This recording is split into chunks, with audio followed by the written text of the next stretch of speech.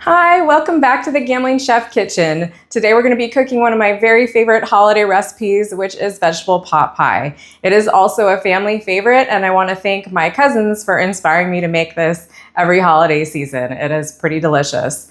We're going to get started with chopping our vegetables. I'll see you in a minute.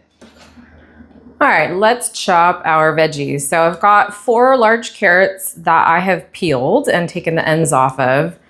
And the way that I like to prepare these is I cut them in thirds because they seem to kind of, the shape of them seems to kind of stick to thirds. So I'm going to cut them in thirds like that. And you can see we have like a small piece, a medium piece, and a larger piece. When it's small like this, I'm honestly just going to be cutting it like this.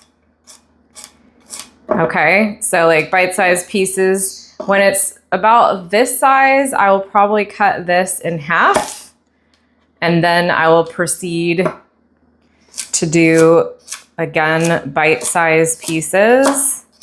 They're not gonna be as small as those first ones, but you get the idea. So, right, so you've got your small piece, you just cut singly, you got your next piece, and then the bigger piece is like this. This one's not huge, so I probably will be okay with just cutting this one in half. This one's a wonky shape, so I'm going to do these one at a time. Yeah, so this one's probably okay to not worry about having to quarter it, right? So I'm just going to continue with this one. If you have a really big one, like this carrot's kind of a jumbo carrot, so when it's this size, I will definitely quarter this, and then from there we'll just do our bigger pieces like that. Okay, so I'm going to continue going through these carrots, and I will see you in a second. We'll do the broccoli next. So broccoli, usually in my grocery store, if I want the organic, it comes in like bunches like this, where these two will be clustered together. Honestly, even a head this size would be enough broccoli. For this recipe, I'm going to use both of these because we're probably just going to use the florets. The stems of this one look pretty tough. You can use the stems. The inside of the stem can be tender if you can get all that stuff off there, but these are really, I don't know, they feel dry, so I'm probably not going to do that. So our goal is to get the florets off like this. And the florets we're then gonna want in pieces about this, like bite-sized pieces again. So again, if you have like a bigger one like this, and definitely don't throw away the broccoli stalks, you can peel them and use them for other recipes, and you can use them in stock and other things. So, but the goal is to get our broccoli into pieces like this. It will cook down a little bit. That one's a little bit large. This is such a good way to get people to eat vegetables that don't love vegetables. This was the most requested holiday recipe that I used to make when we would go to my relative's house for Thanksgiving and for Christmas, because they loved it. It's delicious. I can brag about my own cooking. So anyway, we're going to get the broccoli all into these nice little florets, and then I'm going to show you how to do the potatoes. All right, and now for the 4 medium-sized red potatoes. So they should be about this size. These guys are pretty similar in size here. And the way I like to do these is I'm going to make cubes out of these. So you can cut it in half.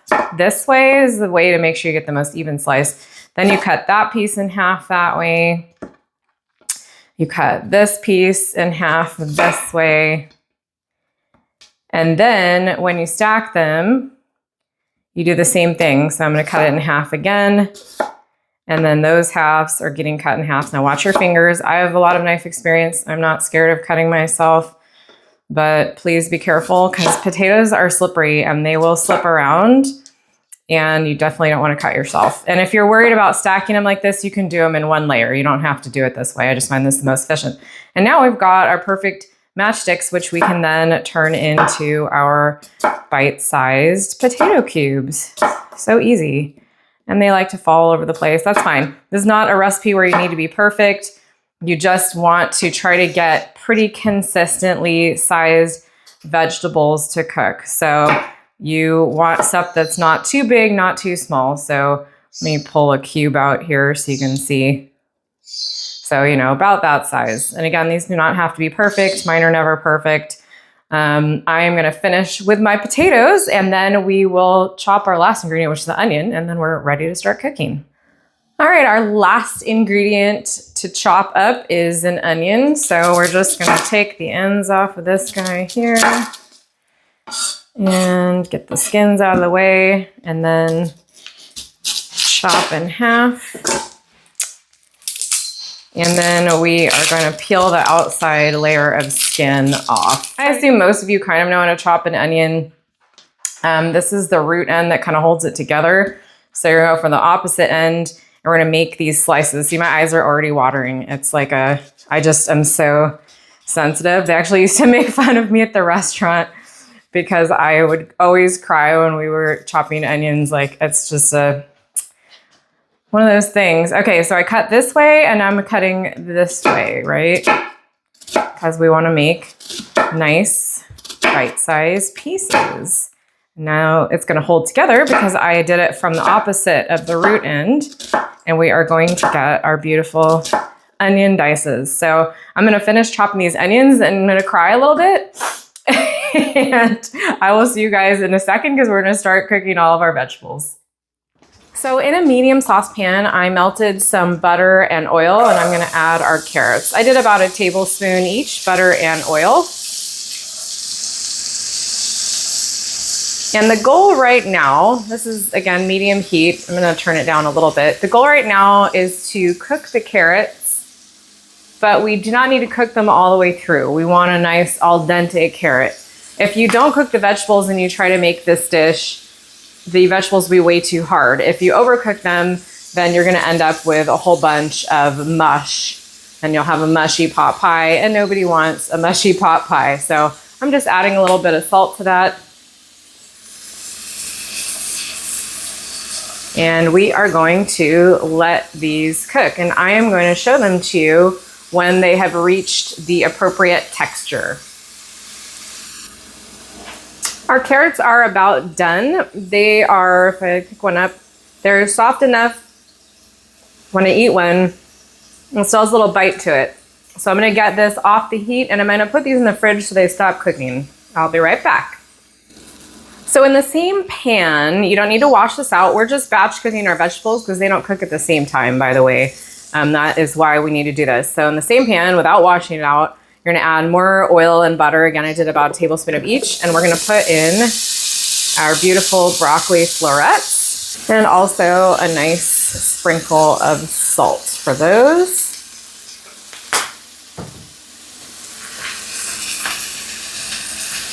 These ones are a little bit different because we are gonna put a teeny bit of water in here, and we're gonna put the lid on in just a second. Again, we don't want to brown any of these vegetables. That's why I'm keeping it on a slightly below medium heat on my stove. We don't want color on these. It's not going to really hurt anything, but pot pie isn't known for like having brown vegetables in it. We're just trying to pre-cook them so we are not putting a whole bunch of raw vegetables in our mouth. It's not a nice texture. So I'll be right back. I'm not quite ready to put the water in these. I'll be back in 1 second and we'll do that. Okay. We are going to put just a little bit of water in here. Maybe honestly, just a couple of tablespoons. And then I am gonna put the lid on. This is just gonna help our broccoli cook a little faster. I will see you in a second. I only put the lid on for about 2 minutes, and then I just took it off, and I'm gonna cook the rest of this water out. And by the time I do that, our broccoli should be the right texture. It's very important not to overcook the broccoli. You don't want like ugly brown broccoli in your sauce. So we're gonna watch this, and I'm gonna show it to you when I feel like it has reached the right texture, and then we'll put it in the refrigerator. All right, this looks good to me. There's a little bit of a snap still to the stems, but it's gonna keep cooking, and I'm going to remove this from the heat and put it in the refrigerator because we do not want these to cook anymore. So we are now at the final main vegetable cooking event, and it's the most annoying, so I apologize in advance, which are the potatoes. And the reason it's annoying is because potatoes love to stick to your pan. So first let me get some salt in here. Potatoes take a lot of salt. Just FYI.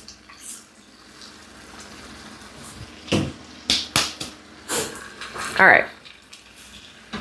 We are gonna be stirring these a lot because what's going to happen is they are gonna start gluing themselves to the bottom of the pan. I don't really know of a way to avoid this. I guess you could bake these in the oven on a sheet tray or something. They're still gonna stick to whatever you're doing, but hopefully we'll have some success and that won't happen too badly. But what you don't wanna do is put them in the pan and then just walk away for like 5 or 10 minutes. That's a bad idea when you're cooking anyway, but you definitely don't wanna do it with these potatoes because you are gonna wanna stir these every minute or so, because again, they are gonna start trying to glue themselves to the bottom of your pan. If I'm lucky and I control my temperature, then I will be able to use this exact same pan to make my whole pot pie, to assemble the whole thing. But if I'm not lucky, then I'm gonna have to switch pans. And the reason I say that is because what's gonna start happening as they start sticking to the bottom is that it's gonna start browning that starch on the bottom of the pan. That's why I have this spatula. And if you don't get that up, or if that sticks down there too much, then it starts just really being impossible to cook anything else in the pan. You're gonna have to soak it. So I'm gonna keep tossing these and I will see you guys in a few minutes and we'll check on our potatoes. It's been a few minutes and I just wanna show you what I've been doing. I just am going under the potatoes with my spatula and scraping the bottom, and it's actually working really well so far for the most part. So that's your trick for sure, is to use a spatula like this. Also a nonstick pan would help, but I don't have a lot of those in my kitchen. So let's keep cooking these, and we want them to be pretty much all the way done for the potatoes, just not overdone. I'm gonna show you that texture when they're ready. See you in a second. All right, our potatoes are done now. They are a little al dente, but they're definitely cooked through. If I can like show you one without burning myself, I can break them apart with my finger. And if I taste one, it's edible. I'm gonna take this off the stove, and then we are going to cook our onions and start building our delicious creamy sauce for our pot pie. To our same pan, because I didn't incinerate the bottom, so we're okay, I added 5 tablespoons of butter, and this is gonna help make our roux. If this side was any darker over here, I probably would have washed the pan out, but I think we are just fine. So I am going to add our chopped onion to this.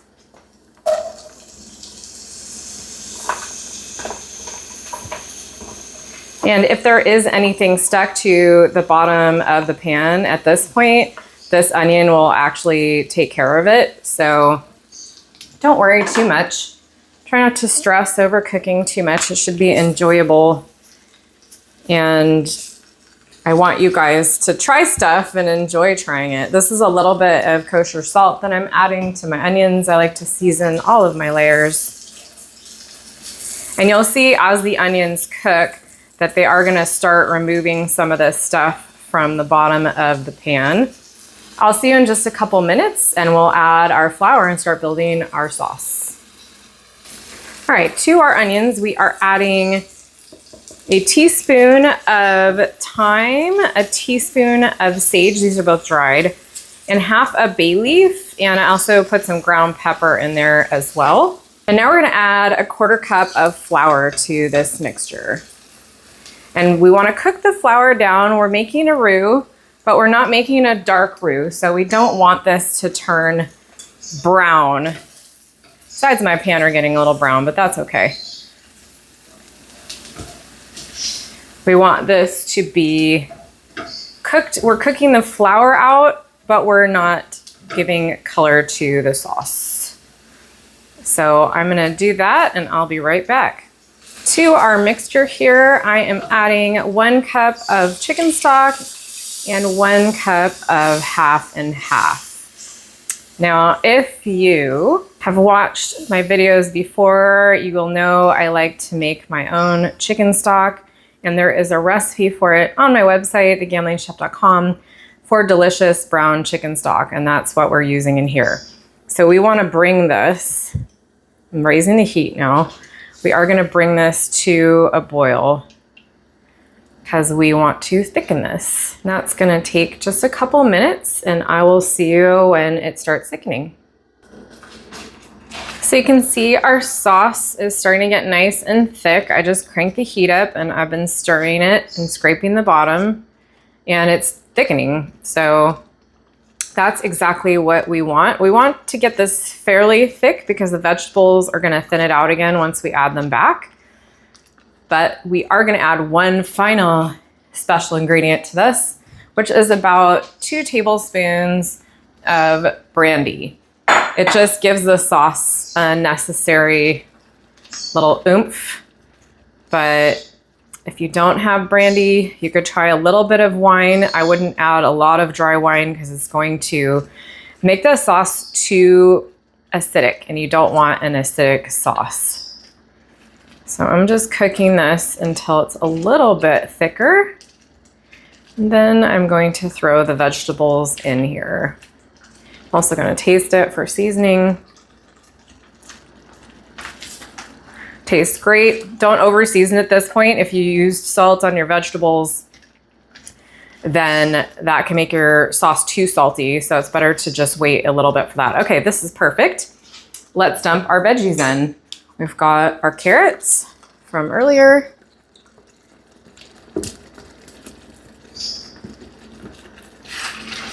Get those in. We've got our broccoli. It's all right if there's a little bit of liquid coming out of there. I don't mind at all. And last but not least, our beautiful potatoes. We're gonna stir this together. At this point, I'm gonna reduce the heat quite a bit because we don't really need to cook this. It is already cooked. Our vegetables are part cooked and our sauce is at the right consistency. So we're really just stirring this together. And then we'll check for seasoning. But you can see how gorgeous this is. It always makes me excited when I make this. And the beauty of this, guys, is you can make this the day ahead. You can even make it 2 days ahead and keep it in your refrigerator. And then when you're ready with your pie crust, or if you want to use store-bought puff pastry or whatever, then it's going to be ready for you to go. You just pop the crust on and you bake it. I mean, how easy. At this point, I'm going to taste this for seasoning. Let me get a spoon. All right.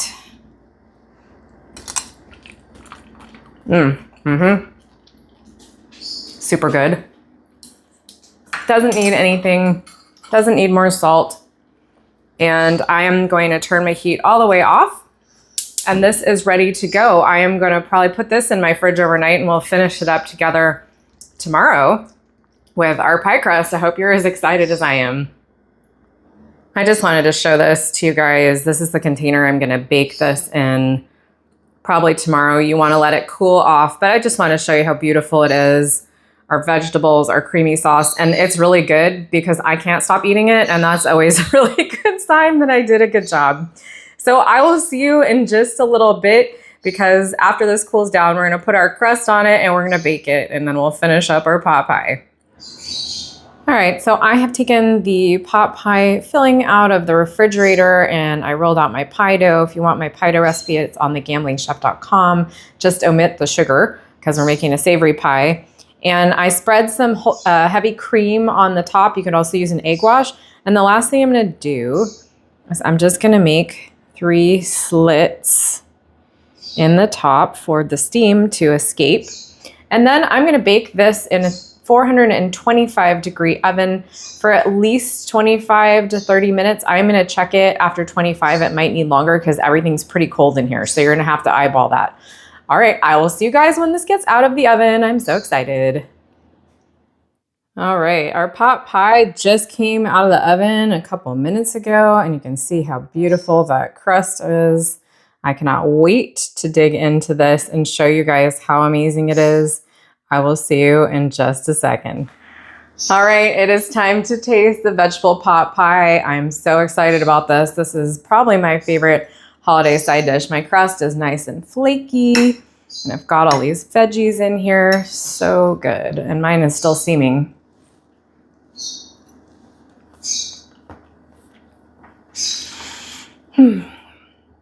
It's so comforting. It reminds me of all of the holidays that I have spent with my family in the last couple of years. And this crust that I made, as you can see, is very flaky.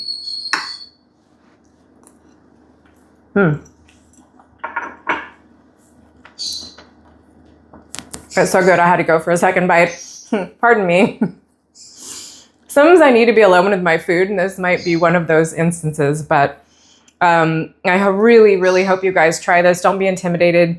You can top this with puff pastry or pie crust. This actually took me a little longer to bake because everything was so cold, so I think I baked it for about 45 minutes, just heads up. But that's going to depend on the temperature of your filling and what type of crust you're using. So just pay attention to the packaging instructions or any instructions that I've given you during the video. So please be sure to like and follow me on Facebook and like my videos and subscribe to me on YouTube. It means a lot to me and it's free. And I'm also on Instagram. I will see you guys next time. Happy holidays.